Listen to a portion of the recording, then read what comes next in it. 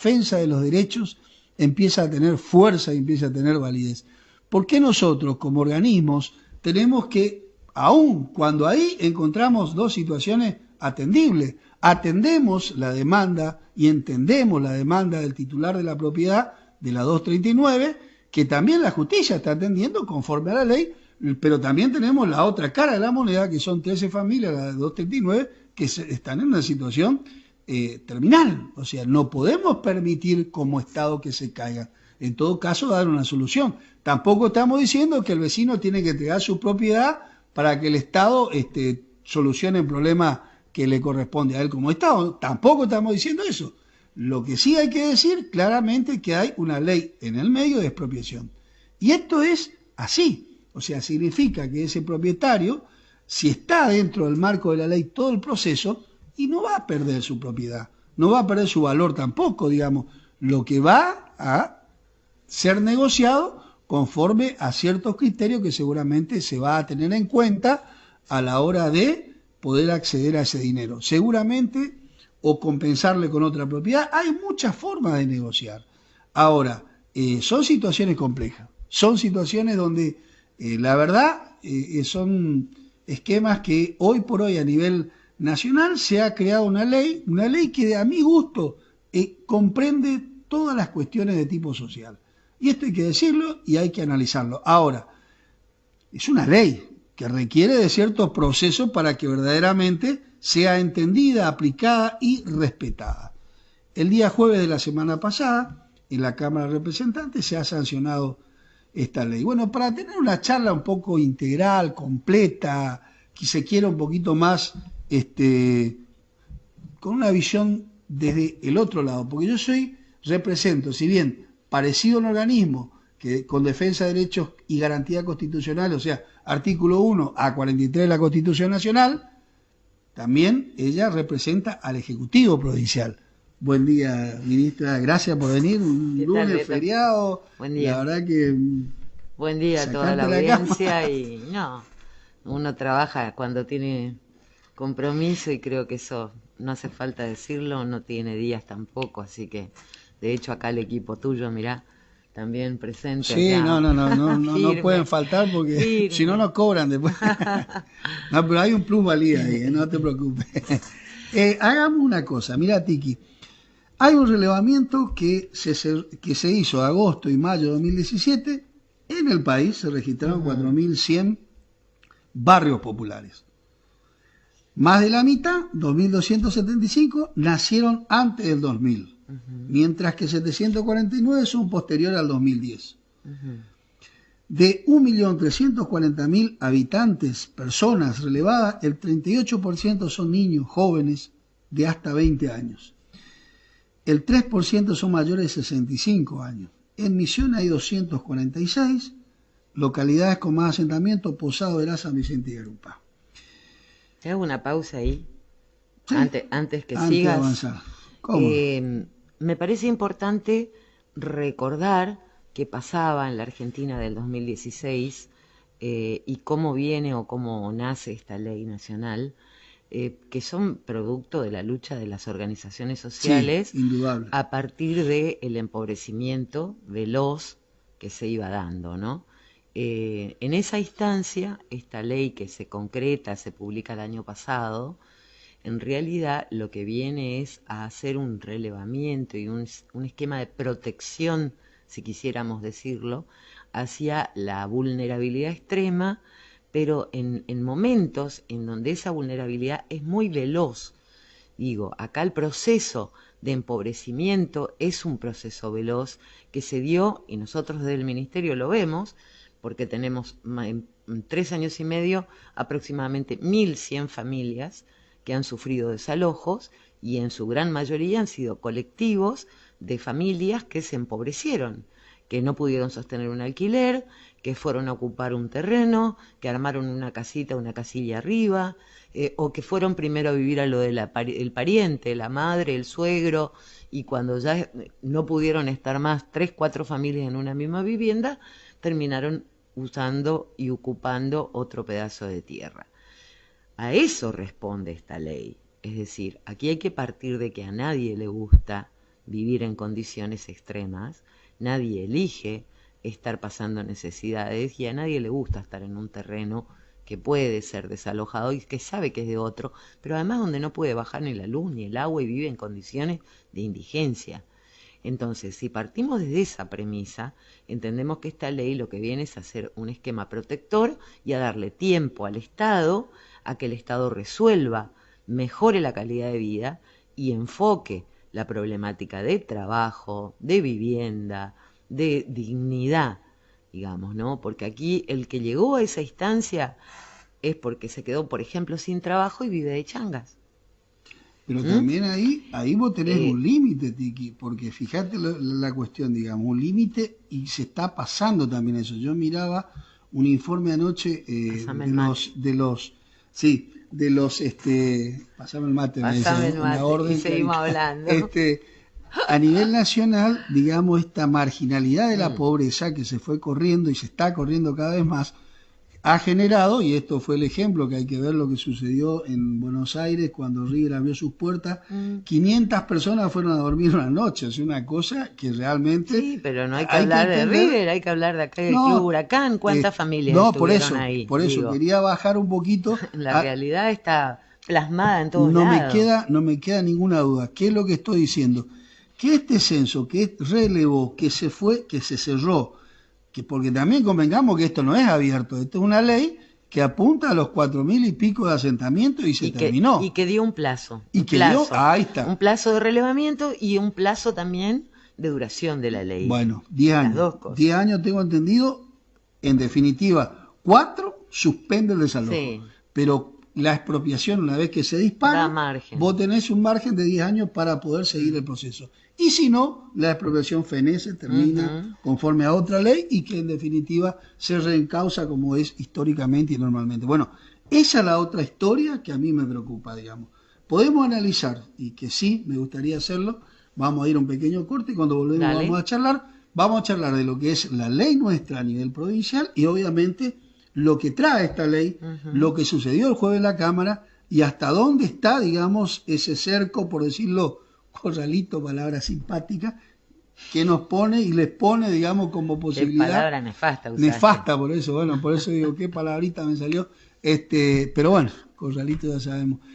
Vamos a un pequeño corte, venimos y seguimos charlando de estas cuestiones, de estas dos leyes, ¿no? Una ley que a mí particularmente me parece importante, la ley 28, número 35, y esta que trae todo, pero vamos a ver cómo se aplica.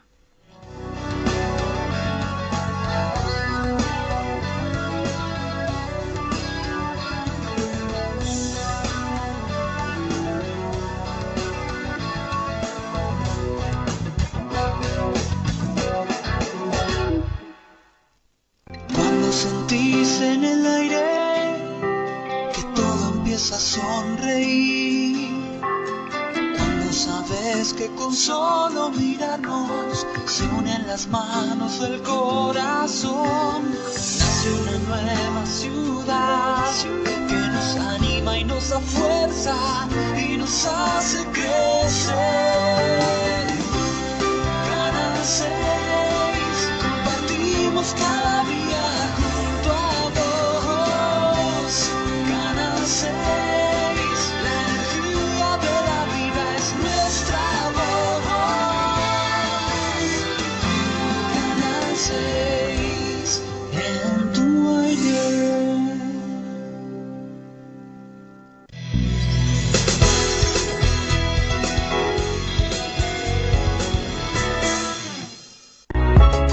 Advance Car Center. Servicios que realizamos: diagnóstico computarizado, servicio de mantenimiento, sistema de suspensión y freno, electrónica en general, asistencia integral, servicio de grúas, todas las marcas. Advance Car Center. Excelencia en servicios para su automóvil. Nuestro WhatsApp +595 983 573 497. Advance Car Center. Estoy en la cama mirándolo y desayunando en la cama, porque hace mucho frío.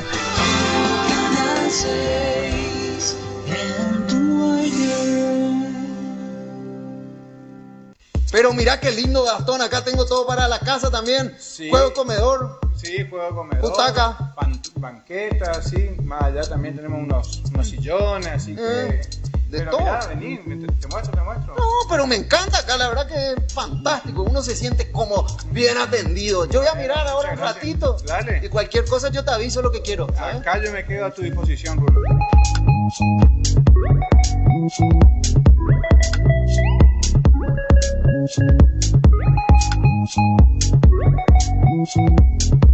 ¿Dónde se habrá metido Rulo? Me dijo que iba a mirar un ratito más, pero no le veo. Ah, ahí ya le vi ya. Rulo, amigo, ¿te quedaste dormido? Yo no traje nada, ¿no? Bueno, pero quédate tranquilo. En realidad, ¿sabes qué? Venite a este otro que se hace cama. Así descansar un ratito más, no hay problema. Mirá. Ay, está impresionante, amigo. Ahora sí, gracias. Centro Luz, Avenida Roque Pérez, 2048. Teléfono 442-9444.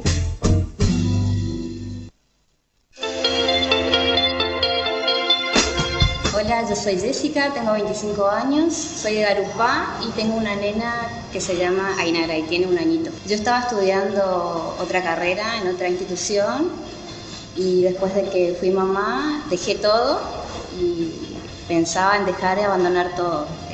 Después decidí estudiar lo que siempre me gustó, que es recursos humanos, y lo encontré acá en el instituto, en CADE, y la verdad que lo que resalto del instituto es la calidez humana, ya que en otros lugares, en otras facultades no encontré lo que encuentro acá, la comunicación que existe, el acompañamiento desde la administración hasta los profesores. Y bueno, la verdad que me fue muy bien, promocioné todas las materias y fue la mejor decisión que tomé. Y básicamente quiero decir, más me voy a enfocar en las mujeres, a las chicas de mi edad, que dejaron por X motivo. Algunas dicen que una vez que tenés un hijo no puedes seguir tu sueño, no puedes seguir estudiando, y le digo que no es así, porque a mí me cuesta mucho, me costó mucho empezar, pero seguí mis sueños y bueno, no voy a parar hasta recibirme y lograr lo que quiero ser.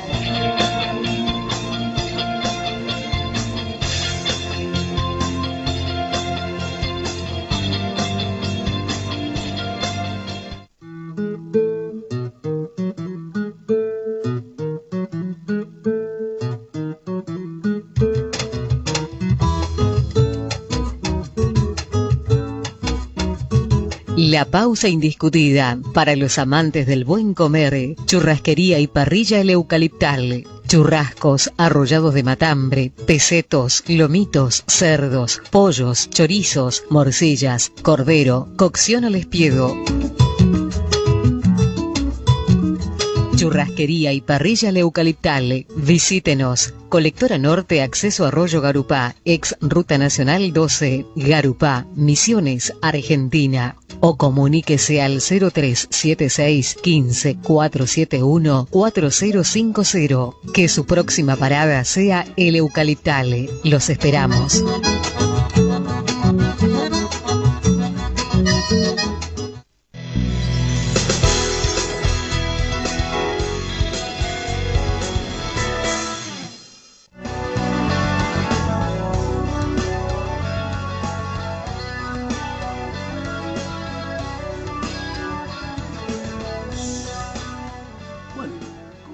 Cuando nosotros estamos hablando de asentamientos, el defensor del pueblo puede hablar de la ciudad de Posada, pero la ministra de Derechos Humanos puede hablar de la provincia de Misiones, o sea, los 260 y pico asentamientos de la provincia. O sea que yo tendría que preguntarle o por contarle, ¿no? Posadas tiene aproximadamente 13.000 familias en esta condición extrema, condición que, como lo dijo ella, poco a poco se incrementa, y más con la política de Estado a nivel nacional. Sabemos perfectamente que la situación cada vez va a ser más crítica. Comentaba, yo me acuerdo muy bien, el diputado Gervasoni en una de las reuniones que tuvo, inclusive en la discusión de la ley y la presentación en Cámara, porque yo estuve el día jueves, él manifestó, o sea, ¿quiénes van ingresando a este sistema? Empleados municipales, empleados de EMSA, o sea, no está circunscrita solamente ir a un barrio popular, el hecho de decir, bueno, no, yo tengo un trabajo, no voy a entrar. Quiere decir que el salario cada vez puede menos enfrentar realidades que hoy nos está marcando la política de Estado a nivel nacional. Entonces, la realidad va cambiando, la realidad nos va colocando en nuevos escenarios. Entonces, la cuestión es esa, ¿cómo hacemos para que podamos hacer un proceso de contención? La provincia ha sancionado ya hace muchos años una ley que año a año lo viene, de alguna manera, volviendo a reformular, y el año pasado incorporó en la ley 12, número 35, porque es 28, pero 35 porque tuvo una reformulación, pero además incorporó el artículo 1 bis. Y ese artículo 1 bis lo que hizo fue, reconoce la totalidad de los asentamientos de la provincia de Misiones y pone un papel que es el certificado también como único elemento de exposición para poder estar comprendido en el marco de esa ley. Ahora, ¿qué pasó en ese proceso? Porque ahí vino la cuestión, digamos, del apuro, que nos pudimos todos locos, que empezamos a correr acá, sí hay una ley que suspende desalojo. Porque lo primero que hicimos con la 239, yo me acuerdo, cuando tomo conocimiento del tema, que yo sabía que ustedes lo estaban, digamos, articulando el proceso, pero cuando vos me comentás, lo primero que le digo al equipo mío, le digo, determíneme si ese barrio está, o ese asentamiento está circunscrito a la ley. Al segundo mi equipo me dice, sí, está dentro digamos, de ese registro nacional de barrios populares. Bueno, ¿tienen certificado? Fueron corriendo todo el equipo, consultó, vos me acuerdo que me avisaste, fuimos, a la tarde fueron los chicos, creo que fin de semana, tienen todo certificado. Y entonces, ¿qué pasa si está eso? Si hay una ley, si hicimos la presentación en base a eso, pero sin embargo, fuimos desoídos en esa etapa, porque convengamos que después el juez tomó la decisión de un paréntesis. Pero, ¿qué pasa? Y ese es el punto para mí complicado y saber cómo articular. Si un poder del Estado saca una ley justamente para generar esto que vos decís, que es el paraguas, hay tiempo, porque lo que está haciendo el Estado, el Ejecutivo y en este caso el Legislativo, le genera tiempo para que el Ejecutivo vaya encontrando esto que estuvimos hablando, no de récord acá, digamos, en tiempo para poder generar política, etc. ¿Qué pasa ahí con la justicia? ¿Qué crees vos? Tu análisis, ¿no? Yo recuerdo, y empiezo por el principio, en mi paso por la legislatura como diputada, ya habiendo ingresado, ya esta ley que impedía las ejecuciones de sentencias de desalojo existía como una mecánica. De hecho es la número 35 porque hay 7. Se renueva año a año, es decir, hace 7 años la legislatura viene trabajando con este proceso que además tiene que ver con darle, como no existe en la provincia un protocolo de desalojo, y adelanto que nosotros ya hemos trabajado en un proyecto de ley que se lo hemos hecho llegar al Poder Legislativo, esto se producía en forma sin previo aviso, sin ningún tipo de herramienta que generara margen al Poder Ejecutivo de solución. Y esto es antes de la ley del RENAVAP, ¿no?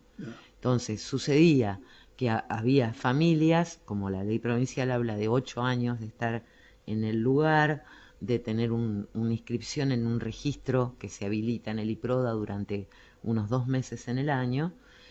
Bueno, pasaba que había familias que no reunían todos los requisitos, o porque desconocían que se tenían que inscribir, por ejemplo, en el IPRODA, estoy hablándote del interior profundo.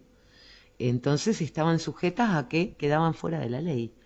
Esta práctica judicial de no generar un previo aviso, de no generar un mecanismo de que el Estado intervenga, ¿sí?, previamente y busque alternativas y soluciones, es una práctica que viene de antaño, no es una práctica de ahora. Empecemos por ahí. Lo que hace justamente la legislatura provincial cuando incluye este artículo 1 bis es justamente incorporar la figura del certificado del RENAVAP como también una herramienta, además de los 8 años, o en vez de los 8 años de residencia, o en vez del registro en el IPRODA. El intento era, digo el intento porque no fue el resultado, el intento era que este artículo 1 bis, dentro de la ley 12 número 35, pasara a generar esta mirada desde el Poder Judicial de adhesión ¿no? Era incorporar, de alguna manera, también el certificado del RENAVAP a la realidad del que estaba ocupando una tierra. Bueno, dentro de lo que nosotros hemos experimentado, vimos que, sobre todo, la justicia penal no lo incorporó así, no lo toma así, a ese artículo 1 bis, y por eso la necesidad de esta adhesión al artículo 15 de la Ley Nacional, que salió en la legislatura el día jueves. ¿Qué pasa con esto? Esto tiene muchos vericuetos, hay muchas miradas. Vos sabés que la letra puede ser interpretada de muchas formas, y esto los jueces lo hacen, lo practican. Entonces hay que ver de qué manera cada juez lee la letra para darle la interpretación que corresponde, y hemos sido testigos de innumerables casos, vos, yo, de desalojos que no tenían realmente ningún tipo de análisis, pero se resguardaban en esta cuestión del cómo se interpreta la letra. Yo creo que esta adhesión provincial anula ya esa fracción de oscuridad de la interpretación de que había un sector que no estaba incorporado. Creo que hoy ya no existe más ese margen. Ojo, creo también que este es un desafío para el Poder Ejecutivo, porque hay que organizar realmente una política de Estado que vaya resolviendo paso a paso la situación del empobrecimiento general. Creo que esto no es solamente Posadas, entiendo realmente que Posadas quizás sea el lugar más visible, pero podemos hablar profundamente de lo que pasa en Garupá, que también es como el cordón, ¿no? del Gran Posadas, y otras localidades de la provincia. Y creo que es un desafío para los intendentes, para que realmente sean políticas de Estado públicas desde los municipios. Y hablo de todos los intendentes, ¿no? Porque también aquí hay una realidad diferente en la ciudad de lo que pasa en el interior, de lo que pasa con las tierras, de lo que pasa con la producción, del colono que está plantando, hierba y no la puede comercializar porque no tiene el título de la tierra, y a su vez está amenazado porque lo van a desalojar. Entonces aquí tiene que haber un compromiso institucional de cada municipio de tomar esta instancia de realidad y de ir trabajando con un proyecto, con un programa de acción concreta para ir resolviendo grupos de vulnerabilidad extrema en la medida de la respuesta y la urgencia, y en la medida también que el Estado Nacional mire el interior profundo. Por eso es muy importante lo que vamos a votar en agosto y lo que vamos a votar en octubre. ¿Qué modelo de país queremos? ¿Sí? Entonces sabemos a dónde nos llevó este actual.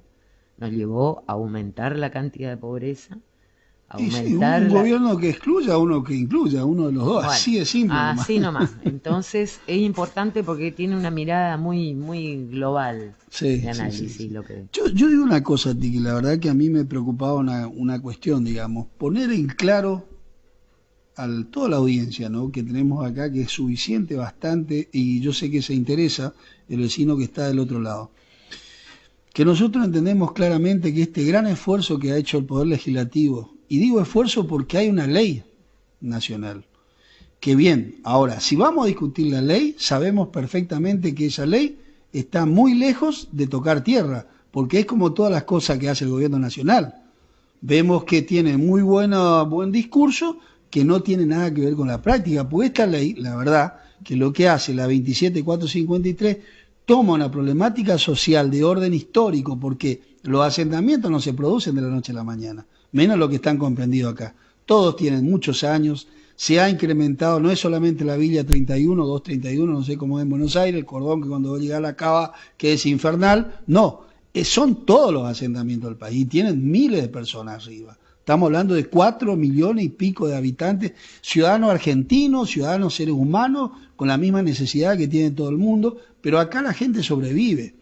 Obviamente que nosotros tenemos claro esta historia y el esfuerzo que ha hecho el Poder Legislativo de la provincia de Misiones, no solo porque, fíjese lo que ha sucedido, ¿no? Qué feo, ¿no?, lo que voy a decir, que el Poder Judicial está desconociendo lo que dice la ley provincial. Tuvo que generar otra ley provincial para que entienda. Lo mismo dijo. Mire, lo que hizo la ley, la sanción del día jueves, repitió lo que decía la ley 12, número 35. Exactamente lo mismo, solo que le dio 4 años más. O sea que no solamente no como venía un año, sino que le dio 4. ¿Y sabe lo que hizo? Que ahí sí yo creo que es positivo, que ha tomado la totalidad. Entonces, lo que vamos a hacer, ahora vamos a trabajar con lo que dice la ley. Y a lo que yo le explico, porque he escuchado versiones por medios periodísticos, opinólogos, etcétera, etcétera, decir que el defensor del pueblo le lleva a su casa o la ministra le lleva a su casa si les molesta. He escuchado profesionales del derecho decir eso. Semejante barrabasada, viniendo de un operador de la justicia, no puede ser racional. La racionalidad es lo que estamos poniendo en tela de juicio cuando hacemos este tipo de interpretaciones. La ministra de Derechos Humanos, al igual que el defensor del pueblo, lo que está haciendo valer lo que ha creado los poderes legislativos como corresponde. Entonces, convengamos que no es una actitud meramente discursiva lo que hacemos nosotros, no.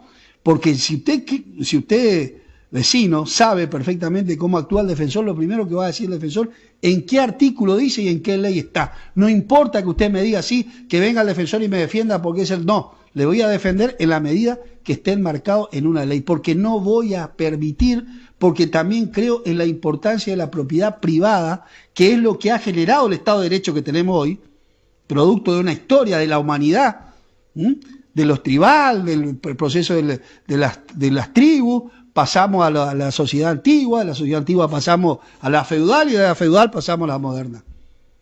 Y ahí entró la propiedad privada como uno de los valores centrales para llegar a donde estamos. Entendemos, señores funcionarios, señores intérpretes de la justicia, no somos ignorantes de la realidad, sabemos perfectamente, a menos lo que a mí respecta. Me siento a leer y sé perfectamente que esto es esencial. Respetar lo que ha generado el Poder Legislativo el día jueves, porque evidentemente lo que se hizo anteriormente, que fue en octubre del año pasado para todo el 2019, no tenía valor. Tuvimos que llegar a una que ratifique lo mismo, no ha hecho otra cosa, porque la ley nacional está muy lejos todavía de aplicarse, y eso es lo lamentable, ¿no? Porque no podemos adherir a cuestiones que todavía no están implementadas, y no se ha implementado, porque la ley nacional tiene aristas complejas para que llegue a tierra, ¿no? Todavía está como las nubes, ¿no? No, pero aparte falta un financiamiento. Ahí decíamos fuera de cámara con Beto que en este sentido, y siendo también con un ojo crítico, la Ley Nacional del RENAVAP, al igual que la Ley 26.160, que es la del programa Territorio de las comunidades indígenas, tiene el gran déficit de que no tiene un marco real presupuestario. Digo, entonces, a ver, el Estado releva, el Estado delimita, censa, pero no está la plata para que el Estado se compre, sea un privado, expropie y resuelva de fondo. Bueno, ese será el gran paso de lo que venga después, ¿no? Digo, también en ese sentido es importante saber que hay políticas públicas de las que uno es parte y que inciden en la vida de todos, porque no solamente va a incidir en la vida del que está por ser desalojado, incide en el que es el titular del lote, digo, ¿no? Entonces aquí la mirada de a quién uno elige como gobernante, vuelvo al tema, la mirada del modelo de lo que uno pretende para una vida de bienestar y de un bien común, es fundamental, porque si no uno elige solamente quizás en una perspectiva egoísta, bueno, lo que me permita a mí estar mejor y el resto, chao, no importa, ¿no?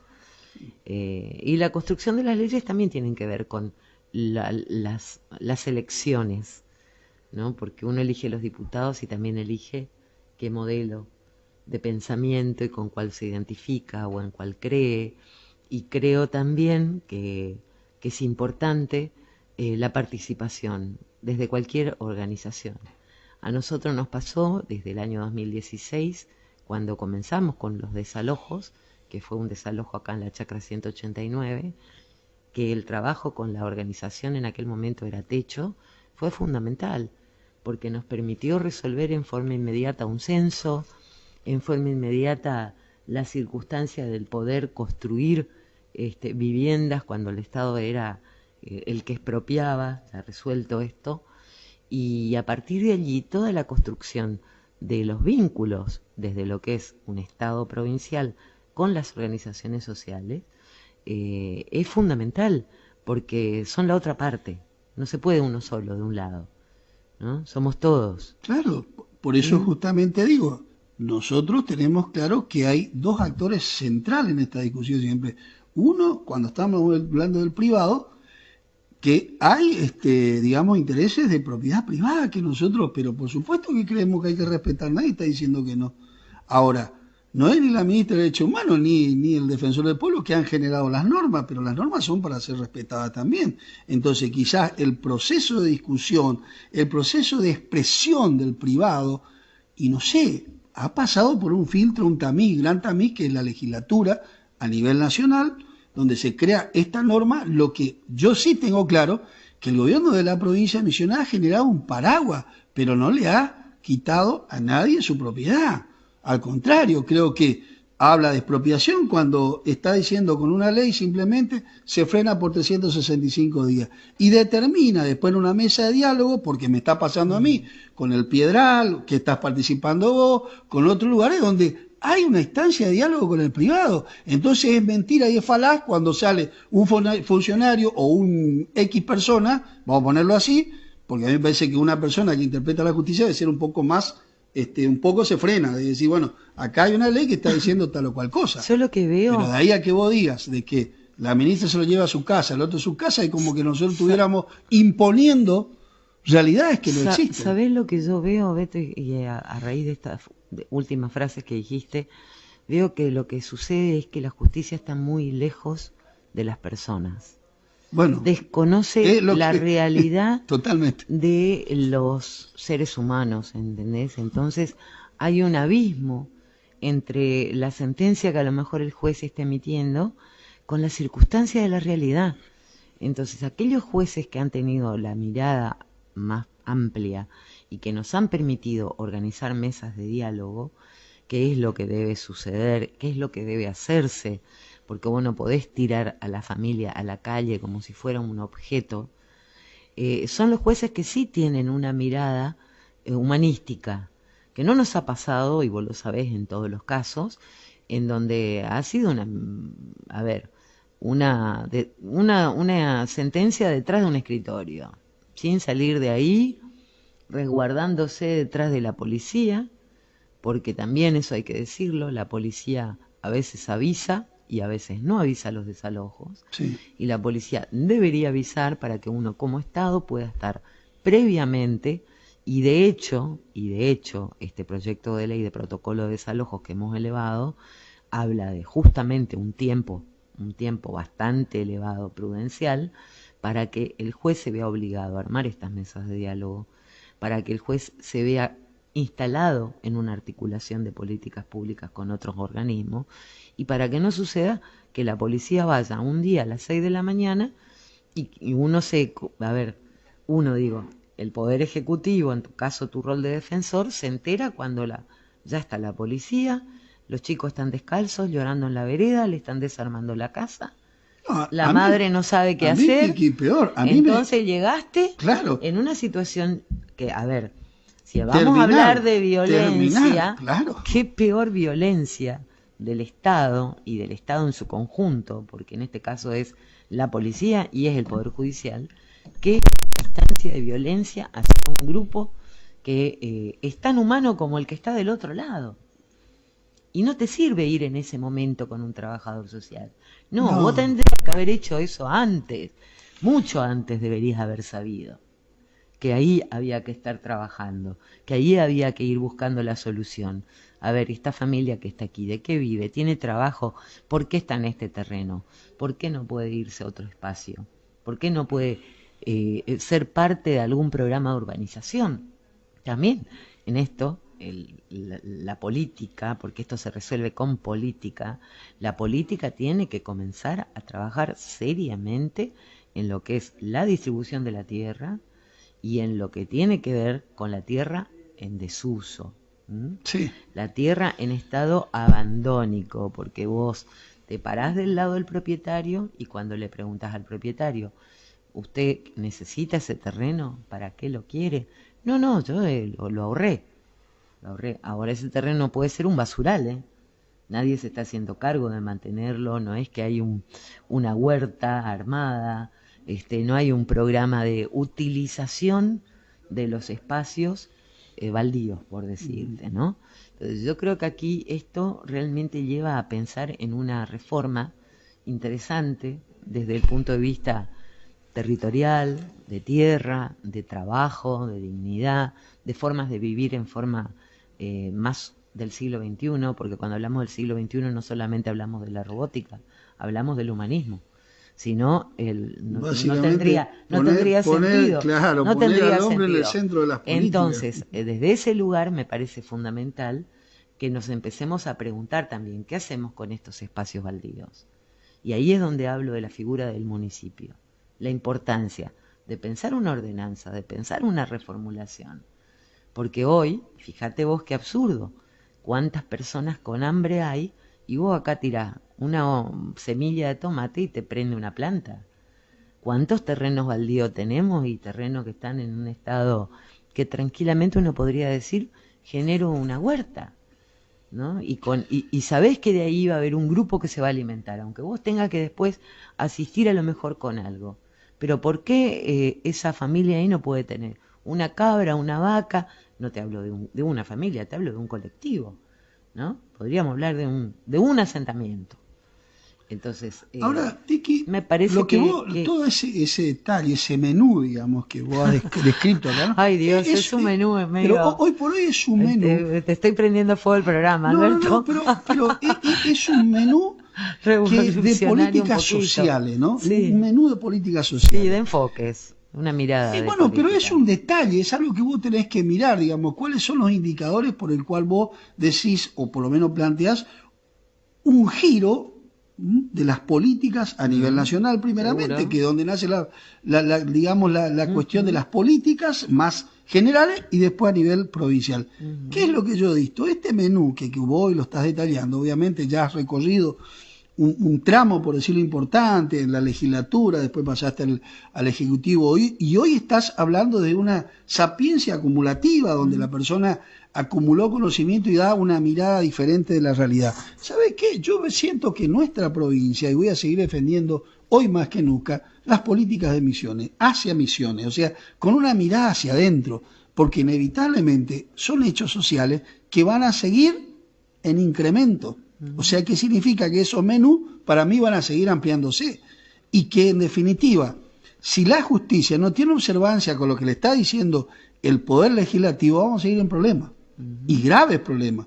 ¿Por qué? Yo me pararía de la vereda de la justicia si observara mínimamente que su decisión ha obligado al Ejecutivo a que genere políticas o al Legislativo para solucionar el problema. Pero no, determina, como determinó acá, el desalojo, así, sin dar muchas explicaciones, diciendo que es una cuestión penal, como diciendo, acá hubo abuso e ingresé, porque eso es lo que está diciendo, y que en definitiva da un mensaje para aquel que viene, que es el privado, que la demanda, por decirlo, de sostenimiento es de la ministra y es del defensor del pueblo. Llegamos a un extremo tan irracional, que es lo que yo decía hoy. La racionalidad tiene que ver con las normas. Y sí. Y tiene que ver con cómo se las aplica. ¿Y quién aplica las normas? ¿Quién, de alguna manera, observa que se cumplan? Si no se cumple por el lado del Ejecutivo, está el Ejecutivo, nosotros acudimos a la judicial y decimos, señor juez, acá hay una ley. ¿Lo puede hacer privado, lo puede hacer público? Yo creo que también a partir de ahí el Poder Legislativo tiene que observar cuáles son los casos que ameriten un jury, o cuáles son las situaciones en las que el Estado tiene que revisar determinadas cuestiones. Fíjate vos con el tema de SAMSA y el agua, qué pasa con todo un tema. Con ese acuerdo, ¿no? Bueno, Sí. por eso digo, por eso tenemos 3 poderes del Estado, por eso tenemos democracia y hay que cuidarla y hay que cuidarla mucho, ¿no? Porque creo que realmente los poderes están para complementar y hacer de la vida ciudadana una vida digna, no una vida de sometimiento, de esclavitud. Uno puede ser esclavo de una empresa privada o esclavo de un sistema, en este caso del sistema digamos, de la pobreza que se te viene encima y que te termina llevando a lo mejor a un asentamiento. Y bueno, ya lo decía el diputado Gervasón y lo dijo en el recinto, digamos, y a mí eso realmente me preocupó porque dice, yo identifique, esto me lo dijo a mí en privado y después lo dijo ahí de otra forma, pero lo dijo en los mismos términos, empleados de EMSA viviendo en asentamiento. O sea, no me dijo empleado, que no tiene trabajo, no, empleado me dijo. Y en otro caso, yo vi ayer en un Facebook, un posteo, donde hay 2 panaderos que trabajan, digamos, y que no le da, y viven en asentamiento. O sea, no es una realidad, es una realidad que la podemos tener cualquiera de lo que estamos escuchando hoy. Estamos a lo mejor con un calefactor del otro lado mirando televisión. O sea, si hoy estamos viviendo de alquiler, que es el paso previo, guarda, tenemos que tener mucho cuidado con esto. Entonces, hay un montón de acciones que todavía hay que hacer en la sociedad para tratar de por lo menos darle tranquilidad al conjunto de la población. Y lo otro, Beto, y hay un tema más que fíjate vos, es la cantidad de nacimientos y de jóvenes que tiene Misiones. Sí. Entonces, ¿esto qué sucede? Las políticas de vivienda siempre van más lento que la necesidad. Y vamos teniendo grupos de 3 y 4 familias viviendo en una vivienda social, porque los hijos ya tienen pareja, porque ya tuvieron nietos, entonces terminan estas viviendas siendo núcleos de violencia muchas veces, porque son viviendas reducidas y hay 4 familias adentro. Entonces también terminan siendo, y esas 4 familias, ¿por qué están ahí? Porque o no tienen trabajo, o porque, volvemos al foco, ¿no? No han podido llegar a decir, bueno, yo puedo garantizar que pago o que puedo tener un acceso a una vivienda. Y también el Estado en estos últimos años, y yo he escuchado hablar de parte de lo que es el IPRODA, no ha podido llevar adelante estos últimos 3 años y medio la cantidad de viviendas que sí llevaba antes. 10.000 dice que hay. Entonces, es mucho menor lo que ha podido asistir el Estado provincial en estos casos. 500 casos. Claro. Contra 10.000. No, y aparte, imagínate la cantidad de jóvenes que en esto han tenido niños. Sí, nada, impresionante. ¿No? Y la falta de trabajo que hay. Entonces, es una cadena, por eso creo que también tiene que ser mirada desde diferentes enfoques. Desde la salud pública, de cómo cuidarte para no tener a lo mejor 8 hijos uno atrás del otro, de cómo también el IPRODA tendrá que ir evacuando, trabajando con cada núcleo, ¿no? Capaz, no sé, de cada casa o de cada vivienda, repensarla, hacerla en pequeños grupos sociales, porque si no, siempre vamos a llegar tarde. Digamos, bueno, la natalidad va más rápido que el acceso a la vivienda, ¿no? Sí. Tengo entendido que somos una de las provincias con mayor índice de jóvenes, digamos... bueno, lo cual significa que hay que hacer mayor inversión social. Bueno. Todo genial, pero hay que hacer mayor inversión social. Bueno, por eso, vamos a ver, yo la verdad que le tengo mucha fe al actual gobernador electo, es una persona que nos plantea un escenario de mucha dinámica, y eso particularmente me encanta, porque, bueno, yo te conocí en campo a vos y la verdad que nos hemos durante este tiempo visto envuelto en muchas situaciones, pero básicamente con una respuesta y una acción inmediata. Y siempre estamos como de alguna manera planteando un escenario a futuro, como lo estamos haciendo ahora, donde estamos tratando de alguna manera de poner, como siempre digo, hay que poner el caballo delante del carro y no hacerlo al revés, porque cuando llegamos nosotros, un poco lo que decías vos hoy, a mí muchas veces me da hasta pena. Me avisan cuando ya la sentencia está sobre la mesa y me dicen a ver si podemos presentar algún recurso y terminamos presentando una mica curiado recurriendo a cuestiones que no debería ser, como decís vos. Deberían tener un proceso, digamos, de razonamiento lógico, de racionalidad para que las partes puedan defenderse. Pues inclusive en un momento, a mí me pasó con algunos casos que vos sabés, que no me pude, digamos, entrar en la causa, porque obviamente hay situaciones que no permiten, pero si hubiese sido con tiempo, nosotros hubiésemos intervenido, hubiésemos intentado el diálogo, como yo digo, esta situación. Por eso me preocupa mucho esta situación, digamos, de no observancia de las normas, ¿no? Yo digo que habría que buscar la forma, seguir planteando, yo no me voy a salir de este marco, voy a seguir firme en esa postura básicamente de respeto por las normas. No las he hecho yo, no las he generado, no fui diputado, no soy diputado, mi rol es otro, y voy a buscar siempre una instancia de diálogo, como lo estamos haciendo en distintos barrios. Te comento que la 145, que vos también sos parte, hemos evolucionado muchísimo. Bien, me alegro por María Machado. María Machado. Pero hemos evolucionado, y lo tengo que decir, ¿no? Un poco para descomprimir este proceso, porque bueno, son 500 familias, imagínense, son familias que obviamente están en la ilusión y la controversia, de alguna manera, la ilusión de tener que su casita, ¿no? Que llegue de alguna manera la energía, el agua como corresponde y la cloaca. Porque es una zona, bueno, la verdad, muy, te diría, si se quiere, bonita. Yo no voy a decir privilegiada, porque a mí los privilegios conmigo no va. Para mí los privilegios son algo que denigra al otro, o sea, pero yo no quiero tener privilegios, no me gustan los privilegios, me gusta la igualdad, me gusta discutir las cosas en el mismo nivel.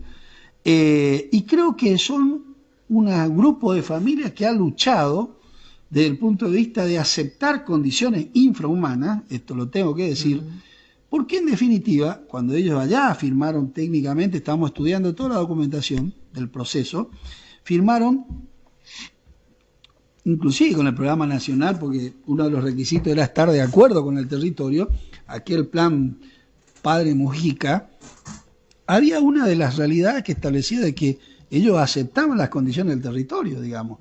Y ese territorio, acuérdense que fue históricamente un basural. Sí, y después había, inclusive se depositaba restos de la brea o las cosas que hacen asfalto, o sea, eso son compuestos químicos.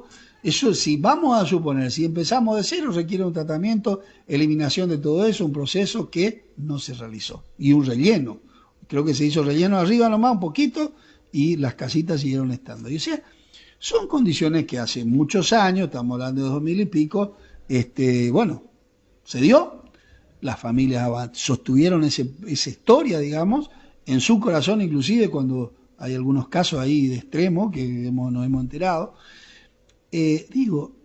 Ellos hoy están de alguna manera en un proceso de trabajo nuevamente, porque se había como cortado con el IPROA, que el que tenía que llevar el proceso de urbanización, porque el IPROA en un momento obviamente dijo, estamos en determinada etapa de la obra, este dinero que invierte el Estado es solidario, por ende tiene que volver a su origen para que vuelva a ser solidario, dijo, nosotros buscamos el reintegro. Bueno, la familia dijeron que no, nos pidieron a nosotros, me acuerdo que estaba en pleno calor, un corte infernal, lluvia, fuimos, iniciamos el proceso. Costó mucho que ellos inclusive se volvieran a sentar, pero están trabajando lindo.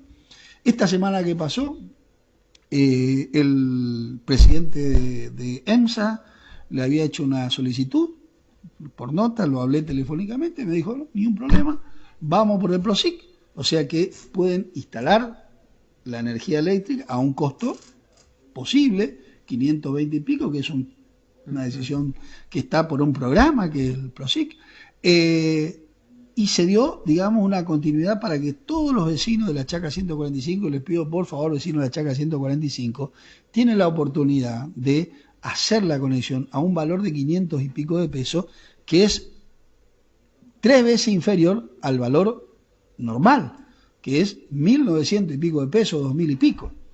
Ahora viene también la conexión del agua. No se olvide que SAMSA tiene un límite lineal municipal, de ahí para adentro la conexión es suya, también sépalo, vayan sabiendo, pero que hay que conectar el agua y tiene un costo, que no va a ser caro y que tengo entendido que lo estamos discutiendo, va a haber posibilidad de poder hacerlo con las cuotas. O sea, vecino, por favor, entendemos el esfuerzo de ustedes, pero también empieza a entender el esfuerzo que empieza a poner los distintos organismos que están vinculados a los servicios, porque acuérdense que acá los servicios, el caso de agua es privado, olvídese, ahí el esfuerzo lo tiene que hacer el Estado, quieras o no, cuando medie. La energía eléctrica, bueno, un poquito más es nuestro, pero el resto es privado, también no se olvide. O sea, estas son realidades, ¿no? Sería interesante también ver de qué manera se puede articular con aquellas personas que fabrican los pilares.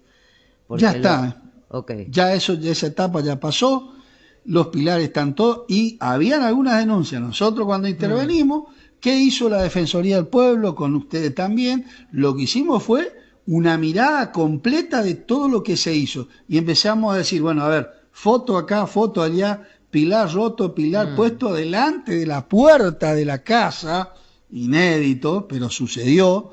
Bueno, ¿por qué? Porque ahí lo que hicieron fueron empresas privadas.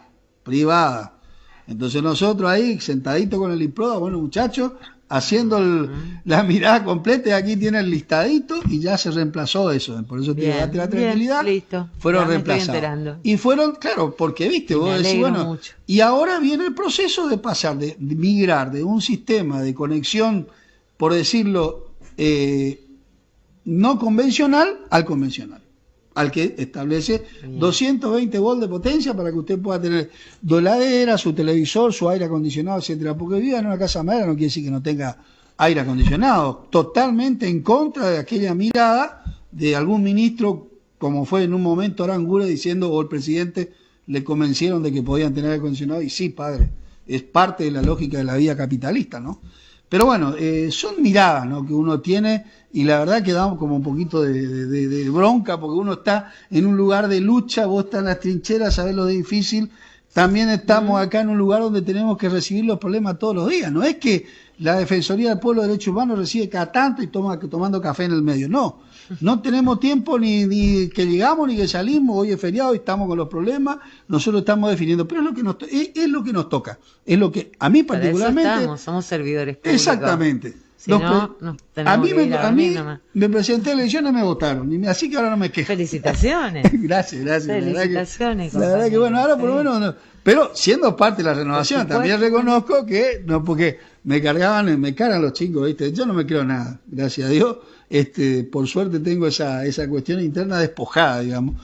Y la verdad que no pensaba, inclusive, si te tengo que decir, que iba a seguir siendo parte. Yo decía, y creo que muchas veces lo he discutido con vos, y lo sostengo. Somos un equipo que venimos trabajando, que lo armó quien conduce este frente, y dijo, bueno, a lo mejor estas personas seguramente tendrán afinidad en acción. No sé por qué, pero hemos logrado ensamblar y llevar adelante la problemática. Como digo, problemática que existe y que va a seguir existiendo. Lo peor del caso, que si vos mirás, vamos a suponer que haya un gobierno nacional, popular, que se entra FF, qué sé yo, la recomposición de la descomposición lleva tiempo. Lleva tiempo. Hay que contener, hay que hacer todo un proceso, hay que trabajar. A mí me pasa con algunas cuestiones que yo estoy llevando adelante, conteniendo, y ahora que le estoy diciendo a algunos funcionarios, señores, la contención terminó, el arreglo tiene que venir, te empiezan a decir, no, pero mirá que resulta que va a cambiar el gobierno. No es así, señores. La responsabilidad institucional está, y más cuando se firma, porque si hay algo que yo hago, firmo, y usted sabe bien, ministra, en la Defensoría del Pueblo se hace en acta, el compromiso queda plasmado, y el funcionario que vaya sabe que tiene que ir a hacer un compromiso, porque en realidad es entre el elegido y el que elige.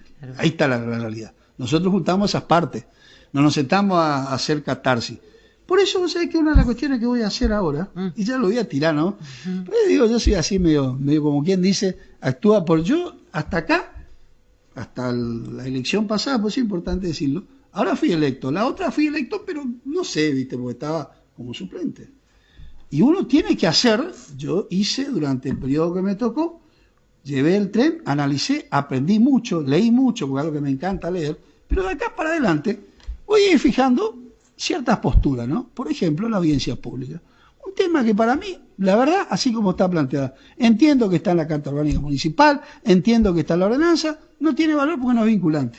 Claro. Es una pérdida de tiempo. Lo voy a decir ya, porque después me van a venir que tengo que participar. No ser vinculante, un intercambio. ¿Sabe qué? Sentate en una mesa a hablar. Escúcheme, es un intercambio, no tiene sentido. Me parece que... Entonces yo como defensor del pueblo voy a empezar a decir lo que me parece que está bien y lo que no está mal. Porque uno tiene que... Sí, voy a cumplir, voy a mandar un escrito. cuando haya una audiencia que tenga que ir, como corresponde. Pero públicamente voy a decir lo que pienso. Ningún aumento puede ser validado si no tiene la explicación de dónde surgen los valores, como lo hice el año pasado, pedí la intervención de la universidad, quedó todo ahí en cajita de cristal, que sí, que fuimos, que no fuimos, no se llegó a nada, no hay ninguna explicación. Determinar cuánto, porque viste que hay ese valor polinómico, que es el producto de una sumatoria de, cuestiones que definen un valor. O sea, ¿cuántos son los ítems? No lo conocemos, no sabemos. No sabemos si gasto de goma, gasto de qué sé yo. La cuestión es que lo único que te dice es que el valor del dólar es lo que más incrementa el valor. Bueno, pero eso no es una explicación. Porque no sabemos cuántos. Y no es que yo me esté metiendo exclusivamente con el transporte. Estoy hablando de la cuestión que nosotros, como defensores del pueblo de la República Argentina, hoy estamos fijando una postura a nivel nacional con ese tema. Todos los defensores del país estamos fijando una postura. Y no es extrema, es realidad. Si no es vinculante, no tiene razón de ser. Toda una discusión para adelante, interesante, y vamos a empezar a expresar con las acciones, ¿no? Claro. Si vos te vas, estás validando. Sí. Bueno. ¿Qué tal pasaste? ¿Pasó muy rápido? Bien. Una hora, sí, una hora bien. y pico, porque después me retan. Yo hice una hora, yo primero me preocupo. Creo que hace más de una hora que estamos acá, ¿eh? Debemos estar aburriendo un poquito a la vos sabés qué noche, tenés una linda audiencia. Yo lo percibo cada vez que ando por ahí, me dicen yo lo sigo, me gusta lo que dice, bueno. métale pata, te dicen por ahí por no decir otra cosa, porque tal o cual cosa está mal y creo que hay que decirlo. Bueno, nosotros siempre vamos a decir lo que está en el marco de la ley, ¿eh? Sobre todo cuando estoy con la ministra de Derechos Humanos, porque después me va a tirar la oreja. Así que en definitiva creo que tenemos que seguir trabajando en esa dirección y te así agradezco vamos por a venir. seguir. No, gracias Beto vos por invitarme, a los compañeros que están acá también. Bueno. Que empecemos una buena semana. Eso, arranquemos una semana con mucha energía. Siempre, yo tengo un momento por ahí de enojo, ¿no? Pero siempre me enojo un ratito, pero a mí me pasa rápido el enojo. En realidad, lo hago con mucha alegría, ¿eh? Esto que estoy haciendo, que es cumpliendo con este rol electo por el pueblo, en definitiva lo hago con mucho amor, porque me gusta. Los problemas a mí no me asustan, al contrario, me encantan. Tenemos que buscar una solución, porque para eso estamos. Imagínense, tenemos un organismo, tanto vos como yo, que no tenemos presupuesto. El único presupuesto que tenemos, que me criticaron tanto, dije, 15 millones de pesos, ministro del Defensor del Pueblo. Sí, ¿sabe qué hago con los 15 millones? El 80% es para salarios, sueldos en blanco. Toda la gente que trabaja en la Defensoría cobra como corresponde, están en blanco. Esa es la diferencia, ¿no? Yo no tengo contrato de eso. Se contrata servicio para determinadas cuestiones, mantenimiento, para capacitación. ¿Usted sabe lo que hace la Defensoría del Pueblo? Interesante que yo le cuente. Le capacito a todos ellos. Todo, le obligo a la capacitación. Le obligo. Porque es importante. Es un organismo que tiene que discutir. Es un organismo técnico, judicial, técnico en todo, porque trabajamos básicamente con cuestiones vinculadas a la sociedad en su conjunto. Servicios públicos. Esta cuestión dominial, que es un tema donde la justicia debe estar permanentemente presente en las decisiones, y nosotros debemos discutir eso. Así que bueno, simplemente darles las gracias, como siempre digo, vecino, vecina de la ciudad de Posadas, agradezco que esté del otro lado, y como yo siempre digo, ¿no? Atrévase a soñar, acérquese a la Defensoría, a Derechos Humanos, y seguramente vamos a trabajar en conjunto, y vamos a llegar a una solución. Que tenga buena semana. Muchas gracias por estar del otro lado.